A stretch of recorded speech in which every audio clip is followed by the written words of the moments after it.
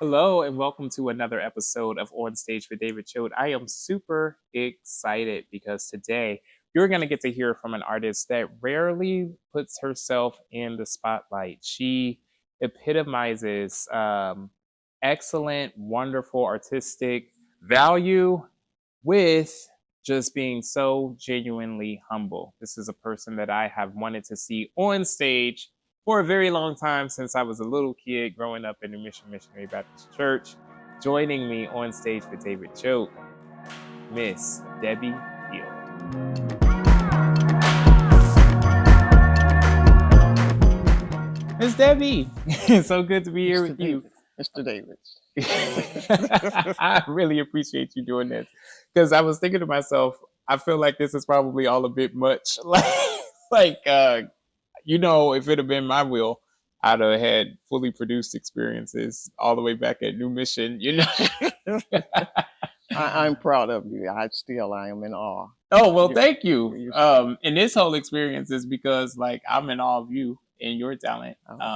Like I just legit remember being a kid and just listening to you sing in church and just always going like, wow, like so good. And there was this project you and Miss Terry did. I think you guys made like a tape together at some point. oh, that's way, way back. Well, Yeah, yeah, I just way. still remember that. And like might as well like when I saw that like played it back, like to me, like you might as well have been like Whitney Houston or anybody else. I'm like, oh my God, look, they're on tape. Like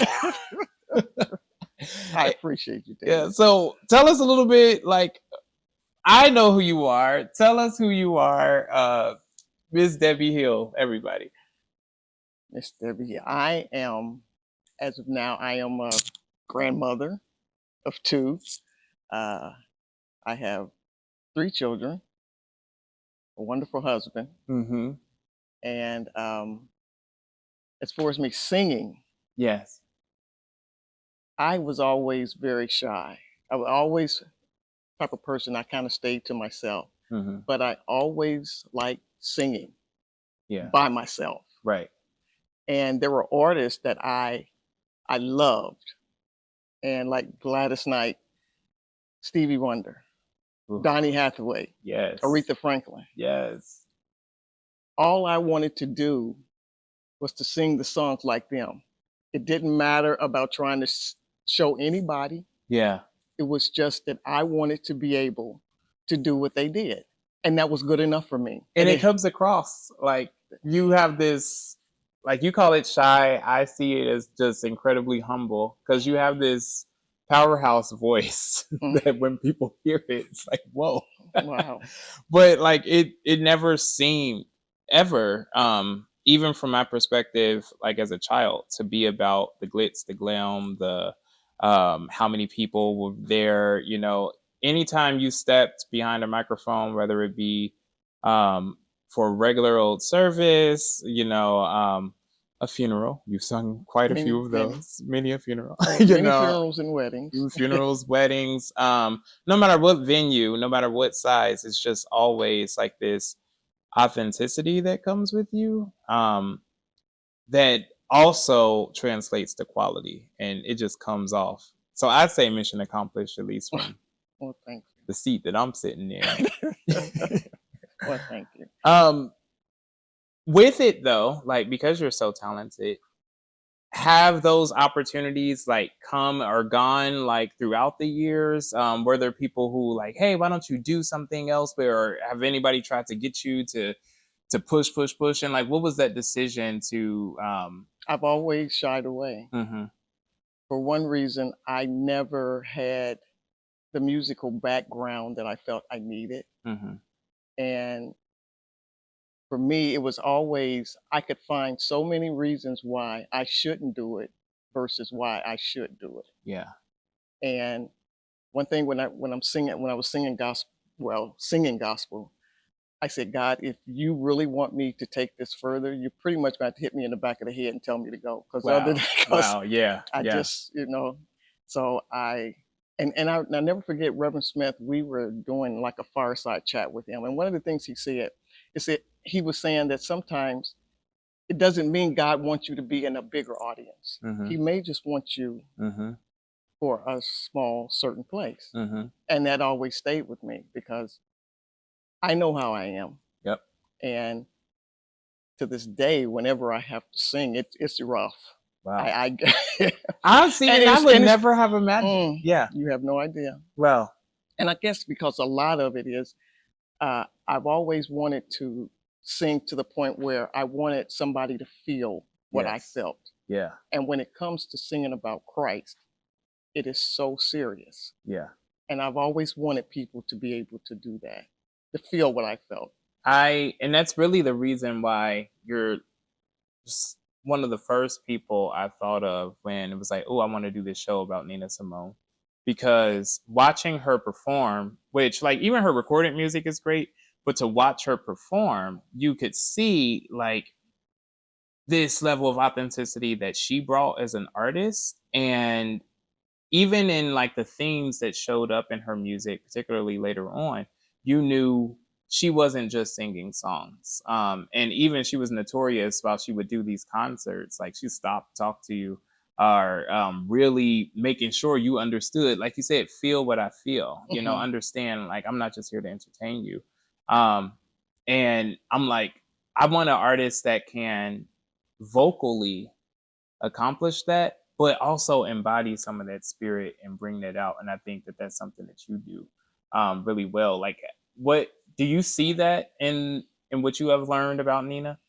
And I just want to say, let me ask you this question. Mm-hmm. I know how old I am, and I can honestly say that in my lifetime, I may have heard Nina Simone's name a handful of times, nothing else. Wow. Yeah. Until you asked me to do this, Mm-hmm. I began to listen to the music, documentaries. I'm in the process of reading her autobiography Wow. because I was so fascinated. Yeah. And she had so many different parts that make up her. So many. And to be back in that era Mm-hmm. and as fearless, unapologetic as Yep. she was, Yep. it just blew my mind. Yeah. And I agree with you. She should never be Mm-hmm. forgotten. Yep.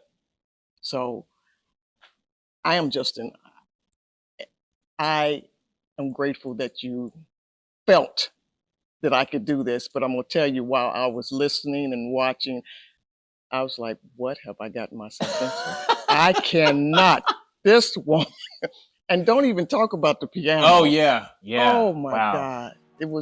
My mind was blown. Yeah, and I want to dive deeper into that as soon as we come back on stage with David Choate. Still to come, on stage with David Choate. She didn't want to sing. Didn't want to sing. All she wanted to do was play.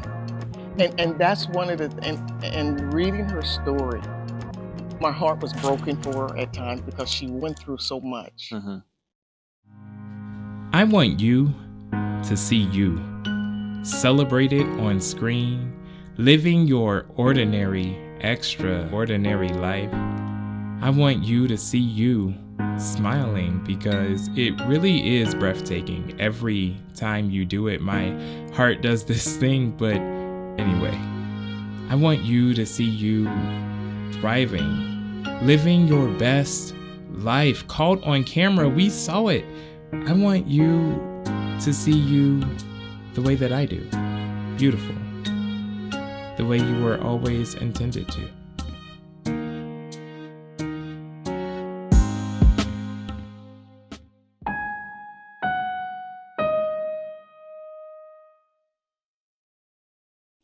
We are back in a really, really good conversation. You were just saying something about what you've learned about Nina Simone and doing this work. And first, that's another reason why I love you. Like the fact that that you would even admit, like, oh, this is someone that I didn't know too much about. But you're not just gonna take the gig, listen to a few songs, go, okay, I can sing that. But you're out here No. reading, watching the documentary, like doing the research to really understand. And that's what people don't really understand, what makes a good performer, singer, entertainer, whatever you want to call it. Because there are people who can try to just regurgitate or just stand up and, okay, let me dance or sing or whatever. But then there's people who try to make you feel. And again, that's just something that I think that you do.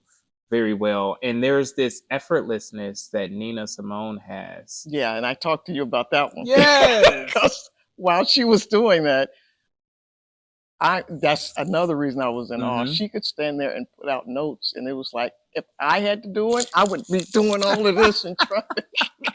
And she just lets it out of her Oh, as if like, man. oh, this is just light work. And the fact that, like, you brought up the piano, that piano wasn't even, that the singing was not her first love. She didn't want to sing. Didn't want to sing. All she wanted to do was play. And that's one of the, and reading her story, my heart was broken for her at times because she went through so much. Mm-hmm. And I really, and for her, and I guess one thing I thought about too was she did an interview where she loved music was her life and you knew it. Mm-hmm. But it had got to the point, I guess, with her husband, he was driving her so hard. Yeah. She could not have it. And it got to the point where she said she didn't even want to do it anymore. Yeah. Yeah. And it was like, man. And I think it may have helped with her illness. Mm-hmm. And it was just a sad thing to see. Yeah. But she definitely is a legacy. She is, wow. And to see like all of the things that are not so, I guess, great, you could say, are that we wouldn't want to necessarily put in the spotlight all the time, the stuff that she had to go through. Yeah. But I think, again, and Kathy and I kind of talked about this, we had her as a guest on the show, just looking at what made not Debbie Hill, what made Nina Simone, from that first experience of, you know, trying to play in places, but not allowing your parents to sit in a place where they can really see you because they're Black. And, you know, we only reserve this for white people. And can you imagine at her age, in that time, I'm not singing unless my parents are up here. It's like the world should have known then. Oh. The world should have known, like, this is a force. This is an unbothered. This is like, and I don't think we can understand the magnitude of what she did during that time. And that's the thing. I have to keep going back to that era. Mm-hmm. And she wanting to be the first Black classical. Mm-hmm. And she said the reason why, you know, she felt it was because of her skin color. Oh, absolutely. Yeah. The fact that they gave her that, you know, honorary degree just days before, you know, her passing, it's like, okay, it really is. And, you know, I told Kathy this too. It's one of the reasons I wanted to do this concert. It's one of the reasons I wanted to work with people like you all, is because I believe we have got to start giving people their flowers now. And we see it in history, particularly with African Americans. It happens all of the time. Oh, yeah. We wait until people are dead and gone to go, oh, sing man, their praises. They were really great. Yeah. Wish we would have had more of that. Yeah. Or particularly when you are being vocal about the real work and trying to advance. For her, it was more than music and entertainment. This is about my people. That's when it, yeah. Yeah, and I actually think that it's probably by intent that we don't uplift those voices more when they're here, because we know if they are successful, then, and you know, she was on a mission. Yep, she was on a mission, and people will be rallied, people will be moved, and maybe, just maybe, we'll see Black people elevate to a different place. Yeah. Like, and so what I want to do is find more of those people and say, this is why we have to tell our own story. This is why we have to be our own presenters. This is why we have to be able to produce in such a way that says, you take that microphone and I'm not going to tell you what to say. You know, you take that microphone and you be as real authentic, and, you know, we advertise that people are going to get to come see Debbie and Kathy, and we want people to see, feel, know Kathy Wade and Debbie Hill. And like, I'm excited about that. So why did you say yes? David? Are you still asking yourself that question? Because I knew you could do it. It was the matter of, will she take this on? I believe that this was all meant to be. Wow. For me to have seen you there. At a funeral just recently. Yeah. Yep. Yeah. And you said you call. You asked me, yeah, was I still singing? I was like, you know, and you said you call. I didn't think nothing else Yep. of it. Yep. But when you said, I don't know. I'm telling you, I Yeah. guess I don't know. Because I'm a just lot of happy times that you I shy away from stuff. I'm telling you, Yeah. I shy away from it. Yep. Yeah. And I'm like, as I've had these visions, like you saw the church plays I tried to do, and you That you saw did. that, yeah. But like, I would see then, like, there's so much talent, particularly in African American church, that I think we become immune to Mm-hmm. because we just grow up with it. Right.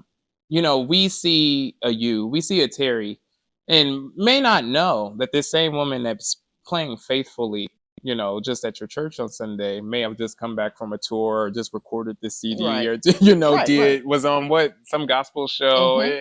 and it's like that was just our church musician. We get to see. We don't have to pay. Go up, hug her, talk Right. to her, Right. Right. Right. Right.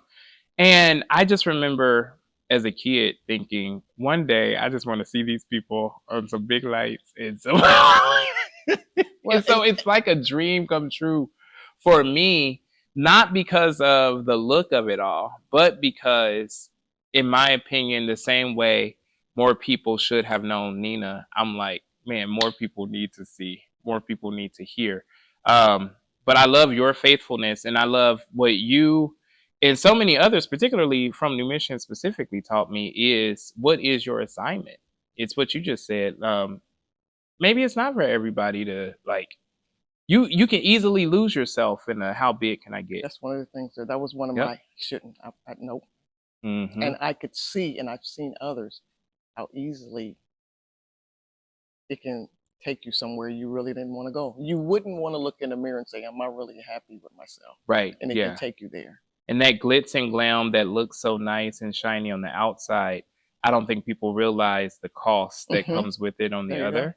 And that decision to say no sometimes is something I think more of us Yeah.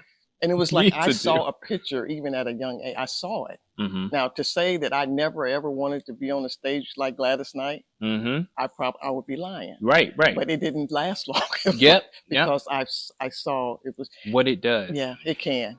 Yeah. And Yeah. on that note, we'll come right back to finish up our conversation with Debbie Hill on stage with David Choate. Still to come, on stage with David Choate. I wasn't when I was younger. I really wasn't, into the church. I had to go, but I wasn't. Yeah. I didn't decide to start singing until I was like almost 30. I am so excited to share that we have finally got all of the tickets up on our website, and tickets are now on sale for the first season of David Choate Productions. With the all-new DCP and RDT season pass, you're getting 9 shows. That's one show every single month beginning in November. I hope to see you in the theater. Your ticket to my show, somebody else's ticket to an opportunity.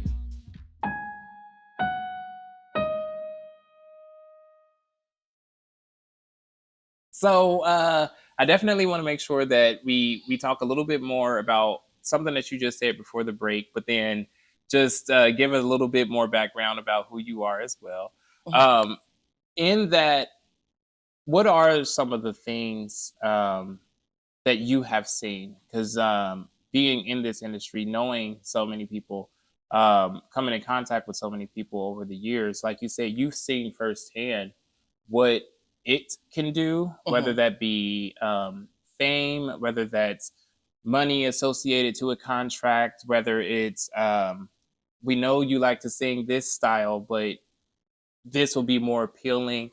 If there are those other singers, that maybe they have nothing better to do but to watch on stage, and they're watching this episode, how do you know when to say yes, when to say no? Like, what would you say? And I guess it just depends on what's presented to you. Mm-hmm. And you have to be, and I firmly believe you have to be grounded for me Mm-hmm. from the start. Right. Yeah. Because I've seen where, people were in a rush to just try and make it big and sign contracts, and they've signed their lives away. Yep. are signed their rights to their music in such a way. That's There's because people. you have no room. Well, Nina Simone, you know, And that's another. I yeah, saw that and I felt so bad. yeah. Now, The I s- amount of money that people have made off of her music, that a lot of that she didn't even get she to didn't see. know, and her Yep. husband. I don't know if he knew or Or if he because was part of it. yes, Yeah. because Yeah. they said he knew the business. Yep.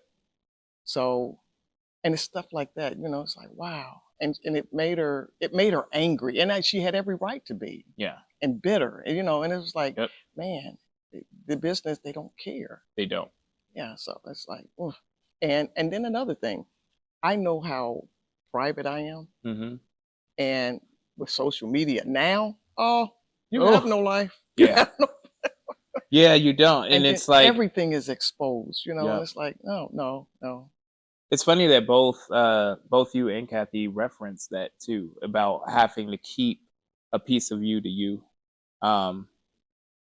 What's the sauce in performing? And it's something I'm still trying to figure out. And you know, now that for DCP, one of the things that I'm looking at is, what are we doing? Because I see this growth happening that I'm excited about, but at the same time, you and I know I'm still just the big head kid from the mission. Like I've been doing this because I just love to do it. Like and this, you saw the potential. yeah. Well, I When mean, it was you, we saw the potential in you. I didn't see that it would ever become like something big or anything, and so still trying to figure out what that exactly means. But holding on to self is something that I'm still trying to manage and figure out. Mhm. And so what I wanted to learn from you, and you know, hopefully share with any other artists that are watching, is like how you know, you have to have the confidence at some point to know, like, you know, you can sing. You know, you have that, but then you have to balance with, and I'm still just, you know, another person on this planet, you know, trying to do my part, contribute, just get to the end of the day, you know, be with my family, love, but yet and still, you know, like you said earlier, share something with the world, help the world feel something. Mhm. And knowing how the magnitude of the one is, you know, how do you reconcile that as for yourself, like as an artist? I'm glad you are calling me an artist. You I'm are, starting. you are, yes. But I think a lot of it has to do with the God in me Mm-hmm. and growing up. And I started, and granted, I grew up listening to just R&B, classical rock. You know, I wasn't when I was younger. I really wasn't, you know, into the church. I had to go, but I wasn't. Yeah. I didn't decide to start singing until I was like almost 30. And The did you choir. sing exclusively gospel, or like, That's because what, I yeah, know, yeah, okay. yeah. It's pretty much that's all I did. Mm-hmm. And with singing gospel for me, it was what I just never wanted to. I just wanted God to be pleasing. Yeah.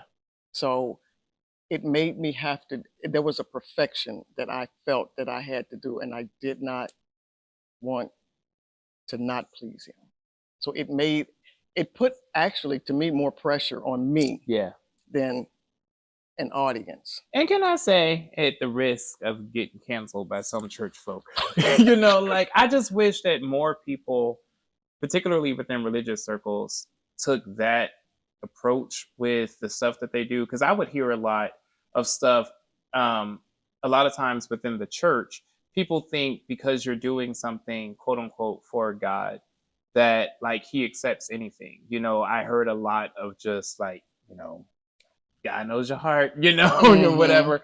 And that, yes, I can sing unto the Lord a new song all the day, within my shower, because that is not my gifting. But Right. like when you're pulling people together for a collaborative experience, though it is very different than a performance, I always felt like there should be a quality, there should be, if anything, more respect given to That's what why you're. I think it was so much pressure for me Yeah. because I really felt this weight because people were listening.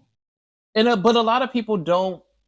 A lot of people see the church as like this free for all kind of like Showtime at the Apollo, And like karaoke night. we've Like, kind of made it like yeah, that. like you can take the mic whether or not you can sing. You can dance whether or not, you take care of your body, you train, you take any dance class, but you're just gonna stand up and perform. Hmm. And I think that was one of the main things where you stood out, where so many other people, and I think that's where I got my work ethic from. Because Really? you could tell the people, whether like we had amazing speakers, like to grow up under a Dr. Smith, Thank you. Reverend Venice, Hmm. but then to also see other folk who just get up and it's like, did you study the text?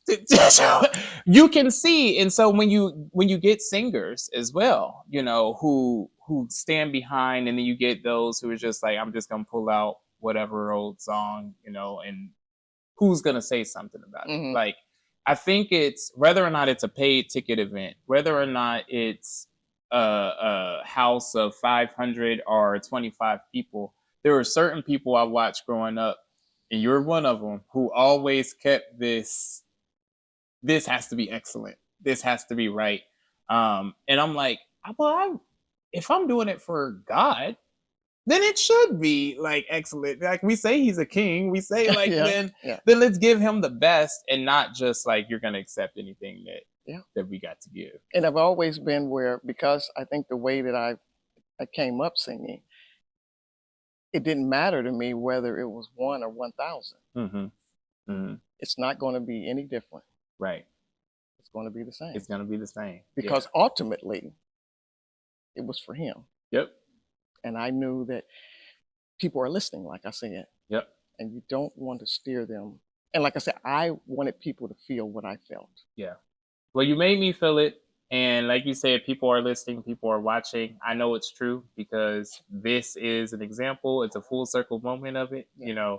like, so to literally be able to picture that kid sitting in the pew at New Mission to now we're sitting on this stage, and then next month we'll get to see you, at 21C. I'm like, this is amazing. And it certainly makes me really, really happy. And I'm glad that you're doing all of this.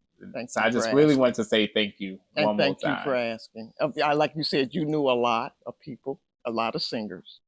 And for Got to be you. Got to be you. Yes. Yes. Well, I hope that this has encouraged you all, touched you all as much as it has touched me. Rare chance to get to see, on the stage, Miss Debbie Hill herself. So make sure that you check out, if you're watching this before November 25th. Join us if you're in the Cincinnati area at 21C Museum and Hotel, Cincinnati. But we will also have streamed versions if you're catching this after November. Be sure to check out dcproductions.net. Check out what we did with The Night with Nina. Miss Debbie, I'm so happy. Thank you, David. Looking forward to it. And until next time, everybody, I'll see you on stage with David Choate.